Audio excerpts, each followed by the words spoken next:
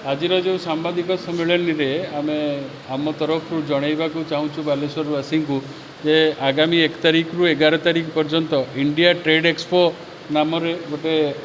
प्रदर्शनी होगाकू जाऊँगी ITI पड़िया से ITI पड़िया आम प्रथम थर करी बालेश्वर रे शीतताप नियंत्रित गोटे प्रदर्शनी करने को जाऊँ एयर कंडीशन ये से नेशनल इंटरनेशनल और स्टेट रो बहु नामी दामी प्रोडक्ट एथरे भाग नौ से मु आशा करी जे सबू बालेश्वरवासी तार निश्चय तार फायदा उठेबे उपभोग करेंगे।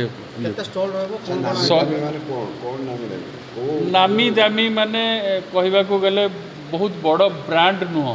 आपणकर जमी अफगानिस्तान रु गोटे जो आपणकर जो आसूची ड्राई फ्रूट्स सेटा बोधे बहुत नियारा प्रोडक्ट अफगानिस्तान रो ड्राई फ्रूट्स है ता सहित टर्की किछिटा जो खाइबा जिनस आपणकर बेंगलोर रो रेडवुड रो प्रोडक्ट जोटा